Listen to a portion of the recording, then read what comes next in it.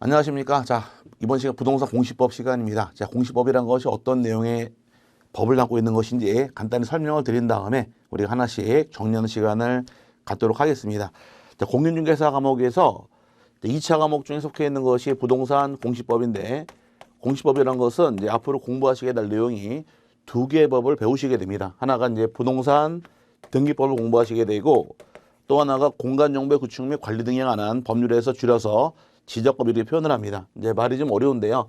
공간정보의 구축 및 관리 등에 관한 법률 이렇게 해서 굉장히 많은 긴 법률이 있는데, 이 법에서 출제는 지적 파트만 출제가 되다 보니까 지적에 관한 사항만 공부를 해서 앞으로 줄여서 그냥 지적법이라는 말을 쓸 겁니다. 그래서 지적법하고 또 하나가 등기법을 두 개를 엮어서 공시법이라고 정합니다. 이제 공시법이라는 것은 공개 표시하는 것이 공시법으로서, 지적이라는 것은 토지에 관한 사실관계를 알리는 것이 지적이고, 등기란 것은 토지나 건물에 대해서, 토지나 또는 건물에 대해서 누가 권리자인가, 이 권리관계를 알리기 위한 것이 등기법으로서 권리관계를 확인하기 위한 것이 등기법으로 정해집니다. 그래서 두 개 볼 배우시는데, 이제 공부하는 부분에 대해서 지적 같은 경우는 공부하는 양이 상당히 적습니다. 그래서 공부하는 양이 적으므로 우리가 전략 과목으로 이해하시면 되고요.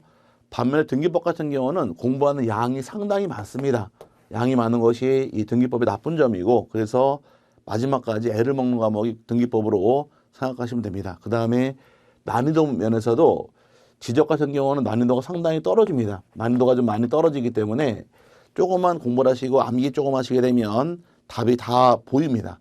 지적의 경우는 이제 쉽게 이해해서 뭐 나온 표면대로만 이해하시게 되면 공부가 되고, 수업을 한 두 번 들으시게 되면은 답이 보이기 시작을 해요. 근데 등기법 같은 경우는 난이도가 상당히 어렵습니다. 그래서 이 등기법 같은 경우는 한 세 번 정도 강의를 반복해서 들었을 때 이때부터 이제 이해가 들어갑니다. 등기법 같은 경우는 워낙 어려운 내용이 담겨 있는 법이다 보니까 한 세 번째 들을 때 그때 가서 이제 알 것 같다라는 생각이 들기 시작을 합니다. 처음 들을 때는 이게 우리나라 말인가 할 정도로 상당히 어려워요. 우리나라에 이런 말이 있었네라고 생각할 정도로 용어도 생소하고 내용이 좀 어려운 법이 등기법인데, 한 세 번 정도 반복을 하게 되면 그때 가서 이런 내용이 등기법이구나라고서 이해가 되기 시작을 합니다. 근데 우리가 공인중개사 공부 처음 시작할 때는 중개사 자격증을 따신 분들이 주변에 워낙 많이 계시니까 뭐 쉽게 생각하는 분들이 많이 계신데 생각보다 많이 어렵습니다. 그래서 법이란 것을 배우기 위해서는 내용을 이해하기 위한 전 단계가 용어가 정리가 돼 있어야 돼요. 용어 정리를 얼마큼 잘하느냐에 따라서 내용이 쉽게 접근이 들어갑니다. 처음에 이제 입문할 당시에는 공부할 때는 기초 강의 공부할 때는 얼만큼 법에서 사용되는 용어를 정확하게 파악하고 있는가, 이 싸움에 의해서 그 다음 공부가 진행되는 것이 단계다 보니까 공부를 얼마큼 잘하기 위해서는 기본적으로 용어가 정리가 잘 돼 있으면 그만큼 내용이 쉬워지니까 용어 정리를 처음에는 잘 하시는 것이 기본 틀이 됩니다. 처음에 공부할 당시에는 뭐 내용을 많이 이해해야지 이런 거는 솔직히 좀 쉽지 않아요. 그러니까 처음에 하나씩 잡아 나가시면서 내용 파악하시게 되면은 우리가 목표하고 있는 중개사 마지막 시험 볼 당시에 합격이라는 그 보상을 받을 수가 있게 됩니다.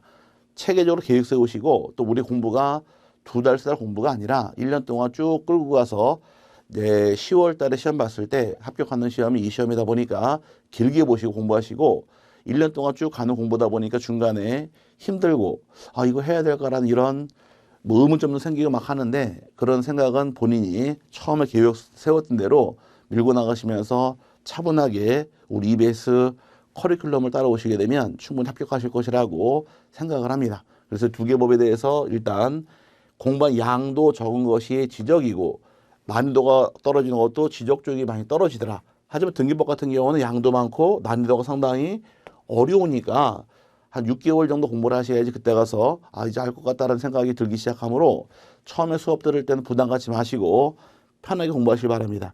등기법 같은 경우는 나중에 공부하시면 느끼시겠지만 등기법의 반 이상이 뭐 2분의 1 이상 정도가 민법이랑 겹치는 부분이 발생을 합니다.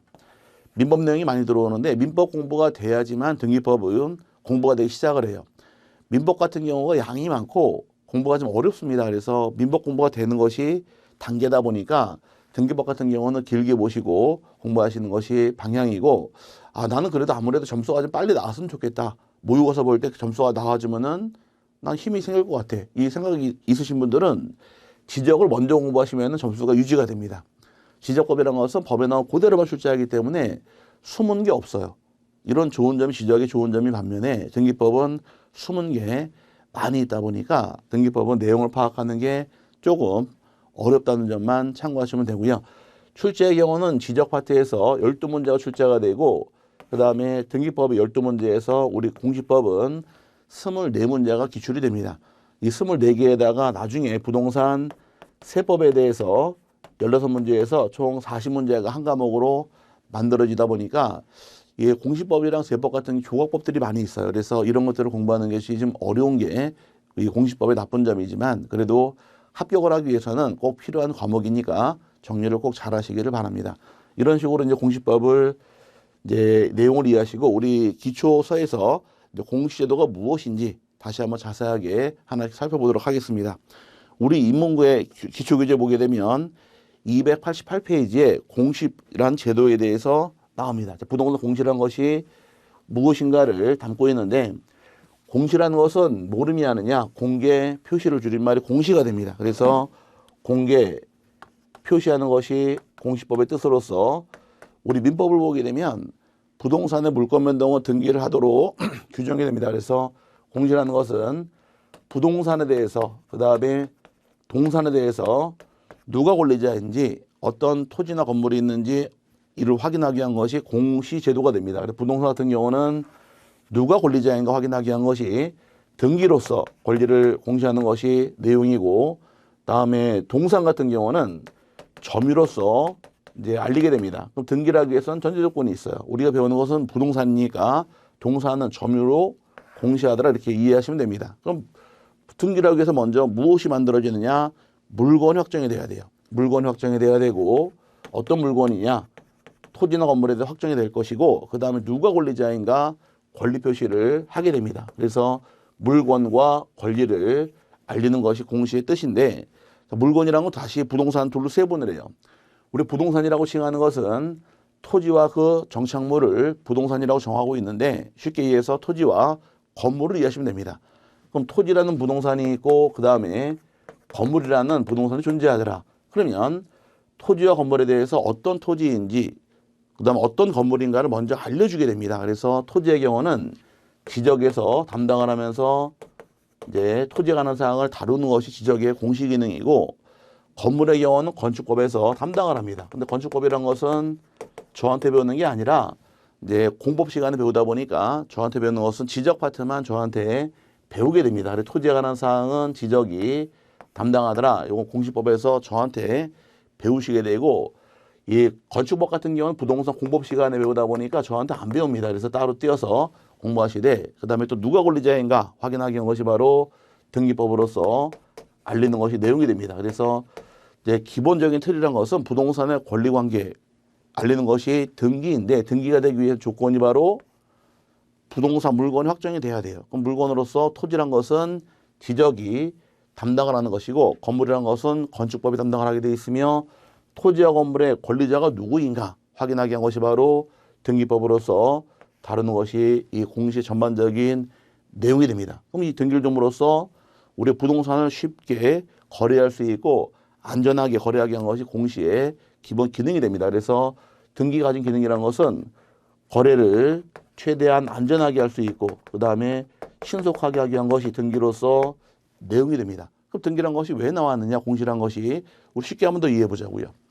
우리가 동물들 같은 경우는 뭐 집에 강아지도 키우시고 고양이도 키우시고 할 텐데, 동물들의 경우는 자기 영역을 확인하기 위해서 배설물을 칠해놓고 발라놓고 막 싸놉니다. 그렇죠? 강아지 산책하니까 뭐 다니면서 막 자기 영역 표시하려고 뭐 오줌을 찍찍 깔기고 막 다니면서 영역 표시하는 것이 동물들의 자기 구역 표시예요. 그럼 사람들의 경우도 우리도 내 영역을 표시하기 위해서 오줌을 싸고 똥을 쌀까요? 그럼 안 되겠죠. 사람이란 것은 내 영역, 내 것을 표시하기 위해서 나오게 된 것이 공시의 기능으로서 담당을 하는 겁니다. 이 땅에 대해서는 내 것이다 라고 알리는 것이 공시의 기능이다 보니까 내게 확인됐으면 남한테 팔 수도 있는 거니까 거래 시에는 등기를 통해서 확인하는 것이고, 이런 토지가 있는지 확인하기 위해서 지적이라는 것이 필요하다 이렇게 이해하시면 우리 공시법의 기본 기능을 확인할 수 있게 됩니다. 그래서 필요성이라는 것은 가장 기본적인 내용이 거래 안정과 원활한 경제활동을 위해서 지적과 등기라는 것이 필요하게 되는 계기가 될 것이며 또 부동산 물권의 공시 기능이다라고 얘기를 하는데 물권에 대해서는 이제 우리나라 취하는 것이 민법 제186조에 법률행위로 인한 물권의 변동은 등기를 하회한다 규정을 합니다. 그럼 등기란 것이 물권에 대해서 가진 기능이고 동사는 점유로 공시를 하고 있는데 동사는 우리가 공부하는 것이 아니니까 가볍게 보시고 부동산 쪽만 우리 가볍게 정리하시면 됩니다. 그다음에 등기의 공시 유형에서 첫 번째 사실관계 공시라는 것이 나오게 되고 다음에 권리관계라는 것이 289페이지 나와 있는데 사실관계라는 것은 토지와 건물을 알리는 것을 요거를 사실관계라고 말씀니다. 사실관계인데 저한테 배우는 것은 토지만 배우다 보니까 건축법 시간에 배우시는 건축법은 요거는 따로 빼고요. 요걸 공부하게 되어 있고 권리관계라는 것은 등기법으로서 알리는 것이 요게 기본 틀이 되어서 공시라는 것은 저한테 배우는 법은 지적과 등기 두 개를 배우시는데 지적법의 내용은 제가 줄였습니다. 원칙적인 법의 내용은 공간정보의 구축 및 관리 등에 관한 법률을 줄여서 지적법 이렇게 표현하다 보니까 이제 밑에 288페이지는 공간정보관리법이라는 것이 나와 있고 그 다음에 오른쪽에 289페이지는 건물에 대해서는 토지까지 합쳐서 이제 건축법이 담당하는다 이렇게 나오게 됩니다. 건축법이 그리고 요 두 개를 다루는 것이 내용인데요. 저한테는 요것만 배우게 된다 이렇게 설명을 드렸고요. 또 권리관계라는 것은 부동산 등기법으로서 알리다 보니까 이제 물건에 대해서 권리에 대해서 이런 다루는 법이 공시법의 내용이 되는데 공시법은 두 개만 담당을 해서 하나가 토지에 관한 사항과 또 하나 등기법만 다루는 것이 우리 공시법의 주된 내용으로 이해하시면 됩니다. 그럴 경우에 이제 이 지적과 등기의 관계가 발생이 됩니다. 지적이 우선이냐 등기가 우선이냐 이 문제가 발생하는데 자 지적과 등기란 것은 동전의 앞면과 뒷면과 같은 관계가 만들어집니다. 그럼 지적과 등기란 것은 반드시 일치가 돼 있어야 돼요. 두 개는 자 토지에 관한 사항 지적 그 다음에 권리에 관한 사항 등기란 것은 반드시 일치가 됩니다. 불일치가 발생을 했을 경우는 일치가 될 때까지 등기 신청을 못하게 됩니다. 각할당해요. 각하란 말은 좀 어려운 말인데 아마 소송에서 기각당한다 이런 말 들어본 적 있을 겁니다. 그럼 등기 신청을 했을 경우에 등기관 입장에서 이 등기를 할 것이냐 말 것이냐 심사를 해요. 심사한 다음에 등기 못하는 사유를 각하 이렇게 얘기했답니다. 각하란 것은 등기 못하는 사유를 통칭해서 각하 이렇게 표현을 합니다. 그럼 여러분이 등기 신청을 했는데 등기관이 이 등기는 할 게 아니에요. 이럴 경우 이 등기를 실행하지 못하고 빠꾸시키는 것을 각하 결정에 따르게 맞습니다. 각하라는 건 등기할 수가 없는 사유로서 이제 빠져갑니다. 그럼 뭐가 우선이냐 나오는데 지적이란 것은 토지에 관한 사항을 다루는 게 주된 내용이다. 토지에 관한 사항이 나올 것이고 그 다음에 등기란 것은 누가 권리자인 권리관계를 다루는 것이 등기의 주된 기능이 됩니다. 근데 문제는 지적 파트도 지적 토지만 나오는 게 아니라 소유권이 등록이 됩니다. 권리관계가 나오는 것이 지적 파트의 예외 규정이고 또 마찬가지로 등기 부분도 권리만 나오는 게 아니에요. 그럼 권리가 나오더라. 그럼 어떤 부동산의 권리자인가 부동산이 나와야 되니까 토지에 관한 사항도 당연히 기재가 됩니다. 이렇게 서로 엇갈리게 기재하게 되어 있는데 항상 주된 기능은 위에 나온 기능이 주된 기능으로 이해하셔야 돼요. 주된 기능. 그래서 항상 토지에 관한 사항이 이렇게 일치가 돼 있어야 하는데 요건 종된 기능 씁니다. 세모는 종된 기능이 나오도록 이렇게 이해하고 넘어가시고 그럼 토지에 관한 주된 기능은 지적이 담당을 하는 것이고 그 다음에 등기란 것은 권리관계에 대해서 담당을 하는데 반드시 일치가 돼 있어야 돼요. 일치가 됐는데 만약에 토지에 관한 사항이 이렇게 해서 지목을 예를 들게요. 지목이 전이 있게 됩니다. 이렇게 밭이 있다는 가정하에 있을 경우에 지목이 일치하고 있습니다. 일치하고 있다가 지목이 나중에 바뀌게 되면 지목을 만약에 집을 져서 대로 바뀌게 됩니다. 그럼 대로 바뀌게 되면 먼저 어디를 고치느냐 순서는 대장을 먼저 고칩니다. 여기를 대로 고친 다음에 이를 통해서 등기를 고치는 것이 순서가 되어서 토지에 관한 사항은 항상 지적이 우선하다 보니까 지적을 중심으로 대장을 등기부를 고치는 게 순서가 됩니다. 그래서 토지에 관한 사항은 순서가 선, 지적, 후 등기 순으로 정리하는 것이 과정이 됩니다. 이게 중요한 것이고요. 그다음 또 하나 볼 것이 이제 이번에는 권리관계라는 것은 주된 기능이 등기가 담당을 합니다. 등기부상 소유자가 갑이 있어요. 여기도 소유자가 갑이 이렇게 일치하고 있습니다. 일치하고 있는데 우리가 토지를 매매 계약을 통해서 취득했습니다. 그럼 등기를 하겠네요. 예, 등기를 했습니다. 을로 등기가 실행이 된 경우에 그럼 등기란 것은 권리는 등기를 먼저 하게 됩니다. 을로 등기했을 경우에 등기 끝난 이후에 등기소에서 대장을 고치라고 알려줍니다. 통지해준 내용대로 여기를 을로 정리하는 것이 과정이 되므로 항상 이 토지에 관한 사항은 토지에 관한 내역은 어떻게 정리하느냐 선 대장을 정리한 다음에 후에 등기를 고치는 것이 순서가 됩니다. 그래서 항상 일치가 됨에 있어서 토지에 관한 사항은 대장, 지적을 먼저 고친 다음에 등기를 고치는 게 순서가 되는 것이고 그다음에 소유권에 관한 사항은 항상 일치시키기 위해서 먼저 선 등기를 먼저 한 다음에 후에 대장을 정리하도록 순서가 정해지므로 요 기준에 의해서 등기와 대장을 일치시키도록 관계가 만들어집니다. 그래서 여러분 교재에서 지적과 등기 관계라는 것은 항상 이런 내용을 담고 있는 것이 내용이에요. 그래서 똑같은 내용 담고 있는데 어떤 게 주된 기능이냐 요 기능만 잘 파악하시면 됩니다. 그래서 등기란 것은 권리관계에 대해서 주된 기능이 등기의 주된 기능이고 지적이란 것은 사실관계를 알리다 보니까 토지에 관한 사항을 알리는 것이 주된 기능으로서 인정이 되어 있으므로 두 가지 기능을 잘 파악하시되 앞으로 많이 써먹을 말이 이 문구입니다. 요거 굉장히 중요한 거예요. 자, 토지의 물리적 현황 같은 경우는 어디 먼저 고치느냐 선 대장 다음에 후 등기 순으로 정리하는 것이 지적과 등기 관계라는 것이고 소유권에 관한 사항은 선 등기 후 대장 순으로 정리를 해서 관계를 일치시키는 것이 두 가지 기능이 담당하게 되어 있으니까 우리 교재 289페이지에서 등기와 지적 같은 경우는 반드시 일치가 되어 있어야 한다. 그래서 맨 끝 부분에 토지 표시에 관한 사항, 토지에 관한 사항은 지적 공부를 중심으로 정리하는 것이 순서가 되는 것이고 또 부동산 권리 관계는 등기부 중심으로 기록하게 되어 있으니까 항상 이 관계를 잘 파악하신 다음에 내용을 정리하시기를 바랍니다. 이게 지적의 기본적인 그림이 만들어집니다. 그 다음에 이제 등기의 지적의 이제 법률에 대해서 기본적인 내용이 나오는데 290페이지 가시니까 연역이란 말이 나옵니다. 연역이란 것은 이제 우리가 어떻게 이 법을 시행해 왔는가 쭉 과정, 역사적인 배경을 물어보는데 여기는 출제를 하지 않으니까 가볍게 그냥 참고를 하시기 바랍니다. 그래서 우리나라가 그냥 역사적으로 1910년도에 한일합방이 된 이후에 이때부터 토지가 등록이 됩니다. 근데 우리가 등록하려고 등록한 것은 아니죠. 그 당시 일본 애들이 이제 침략을 한 다음에 조선 땅을 뺏기 위해서 조사를 합니다. 그래서 만들어진 것이 그 당시에 1912년도, 14년도 이 정도에 토지대장하고 임야대장 등이 작성이 되면서 시행하다 보니까 좀 암울한 시기에 만들어졌다 이렇게 이해하시면 됩니다. 그럼 일본 애들이 우리나라를 침략을 하면서 굉장히 많은 피해를 입혔어요. 그죠? 뭐 인적 피해, 물적 피해 많은 피해를 입히면서 식민지 지배를 당했는데 일본 놈들, 나쁜 놈들이 지금도 잘했다고 주장하는 것이 있습니다. 잘했다고 주장하는 것이 야 우리가 니네 지배했지만 니네 지적 공부, 대장 이런 것들은 다 우리가 만들어준 거 아니냐라고 주장을 합니다. 그죠? 그리고 이런 주장을 또 하고 있고 또 학교라는 것은 우리가 만들어준 거 아니냐라고 얘기를 합니다.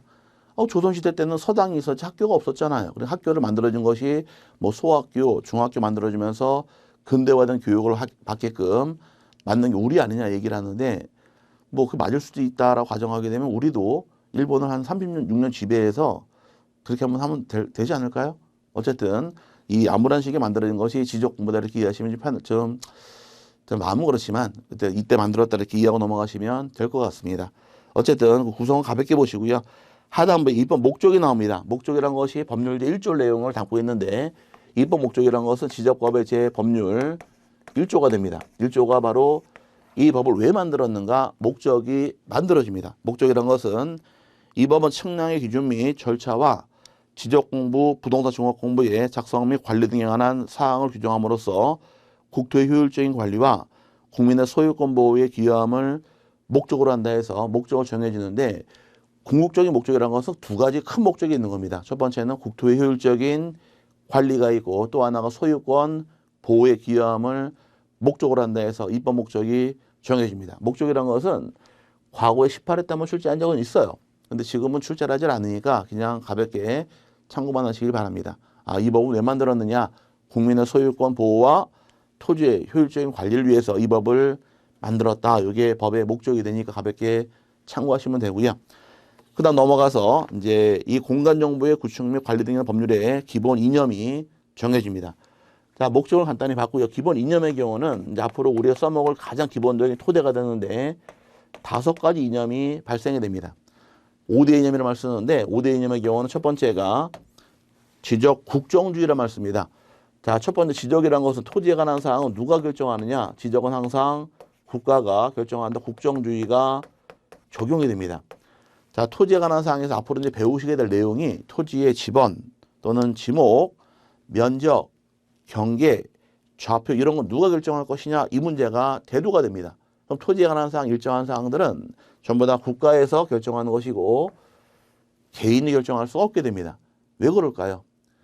만약에 지목을 결정해라 하는 예를 들어서 지목 결정하게 되면 지목 결정권자는 국가가 다 해줍니다.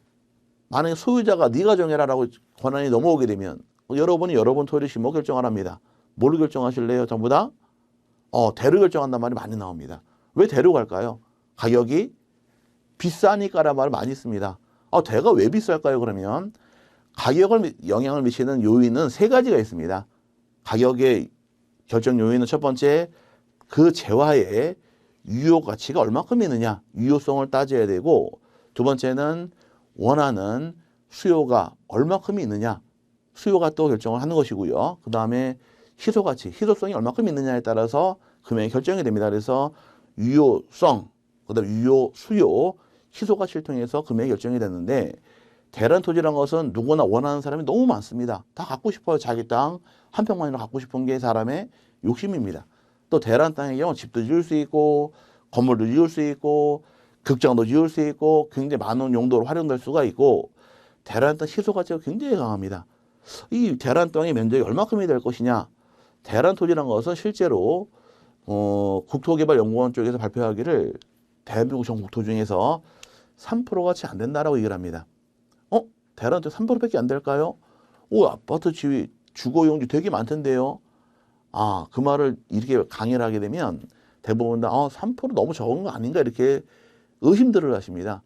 근데 한마디만 딱 말씀드리면 그때 가서 이 넘어가셔요. 우리나라 전국토 중에서 우리 초등학교 배울 때 배우시기를 70%가 임야라고 배웠습니다. 그죠? 그럼 지목이란 것이 나중에 공부를 하시게 되면 28개 지목이 정해지는데 28개 그 중에서 임야라고 불리는 것이 전국토의 70%가 차지합니다. 그럼 나머지 30% 가지고 뭐 전도 정하고 답도 정하고 그다음 과수원도 정해주고 목장용지, 공장용지 다 정하다 보니까 실제로는 대란 땅이 얼마 안 돼요. 실제로 그래서 이 대란 땅은 희소 가치가 워낙 있다 보니까 원하는 사람도 많고 효용 가치도 많다 보니까 대가 비쌀 수밖에 없는데 토지 소유자 당신들이 지목 결정해라 다 대로가 버립니다. 그럼 전답이 나만 할 수 있을까요? 이런 문제가 발생하다 보니까 국가에서 결정할 수밖에 없다라는 문제가 발생이 되어서 첫 번째 토지의 모든 사항은 누가 결정하느냐 국가가 결정한다 지적 국정주의가 적용이 됩니다. 자, 국가가 결정했어요. 결정한 다음에 두 번째 지적 형식주의 바로 지적 등록주의를 쓰는데 등록한 사항을 지적 공부에 등록하십시오. 등록하는 행위를 일정한 형식으로 인정하는 겁니다. 그럼 만약에 지목을 대로 결정했다. 지목을 대로 결정했을 경우에 결정한 사항을 등록해놔야지 확인할 수 있으니까 지적 공부하는 장부에다가 등록하는 것이 등록주의 또는 형식주의라고 부르는 겁니다. 등록된 사항을 통해서 일반인들에게 알려줘야 돼요. 공시법이니까 공개해라 해서 세 번째가 지적 공개주의가 적용이 됩니다. 공개주의라는 것은 이제 일반인들에게 등본교부한다거나 또는 등본교부한다거나 열람을 통해서 내용 확인할 수 있도록 조치를 취하는 것을 지적 공개주의라고 부릅니다. 그래서 쉽게 얘기해서 국가가 정한 사항, 예를 들어서 지목 결정했다 가정하게 되면 결정한 사실을 장부에다가 등록을 해라요. 등록하는 것을 일정한 형식으로 인정했으니까 등록주의, 또 다른 말로 지적 형식주의라고 부르는 것이고 또 이를 일반인들에게 알려줘야 한다 해서 공개주의가 적용이 되므로 이 세 번째 원칙이 나온 것이고요. 그 다음에 네 번째 실질적 심사주의라는 것은 이제 가장 이제 중요한 원칙 중에 하나인데 토지에 관한 사항을 등록하기 위해서는 실질적으로 심사를 통해서 등록이 들어갑니다. 실제로 심사한다는 얘기는 나중에 법을 배우시게 되면 이런 말이 나옵니다. 국토교통부 장관은 모든 토지에 대해서 필지별로 지번, 지목, 경계, 면적, 좌표 등을 조사, 측량을 통해서 지적공부에 등록해야 한다 이 말에 따라 붙어요. 그러면 지적소관청 입장에서 국가 입장에서 정하기 위해서는 실제로 나가서 조사하고 측량하는 행위를 실질적 심사주의라고 부르는 겁니다. 그래서 토지의 소재나 지번, 지목 결정할 때는 조사라는 것이고 측량을 통해서는 경계, 면적, 좌표를 구하는 것을 의미합니다. 그래서 앞으로 조사하더라 이 말 나오게 되면 나오는 것은 토지의 소재, 그 다음에 토지의 지번, 토지의 지목 이런 것들은 조사를 통해서 결정하는 것이 방법이 되는 것이고 그 다음에 측량을 실시하더라 이 말 나오게 되면 토지의 경계를 구한다거나 토지의 좌표를 구한다거나 면적을 결정하기 위해서는 측량하는 것이 방법이 되므로 이제 앞으로 굉장히 많이 써먹을 말입니다. 조사하더라 그러면 따라 붙을 말이 소재, 지번, 지목은 조사하는 것이고 경계와 좌표와 면적은 측량을 통해서 결정하더라. 이런 것들을 다른 말로 실질적 심사주의라고 부르게 되고요. 그 다음에 다섯 번째 이제 이념의 경우는 지적 등록주의라는 말이 만들어집니다. 자, 지적 등록주의라는 것은 다섯 번째가 지적 등록주의라는 것은 다른 말로 직권 등록주의라는 말 사용돼요. 그래서 여러분 교재에서 적극적 등록주의, 강제 등록주의라는 말 쓰는데 이거는 다른 말로 직권 등록주의를 취하게 됩니다. 그래서 나중에 공부를 하게 되면 자, 국가가 모든 사항을 정했습니다. 정한 사항에 대해서 변경이 생겨요. 나중에 공부를 하시게 되면 지목이 만약에 대로 설명드렸었는데 전으로 한번 가볼게요. 만약에 지목이 전으로 결정이 되어 있더라. 그 지목이 결정이 된 경우에 지목이 전이 된 경우에 지목이 바뀌는 경우, 만약 대로 바뀐다 가정했을 경우는 이런 사정이 발생했을 경우는 토지 소유자가 나중에 배우시기를 60일 안에 신청해야 한다 의무가 부여가 됩니다. 60일 신청하다 의무가 부여가 되는데 문제는 신청 의무만 있을 뿐이지 처벌이 없어요. 그럼 60일에 신청해라라고 의무가 주어졌는데 처벌이 없다는 얘기는 할까요?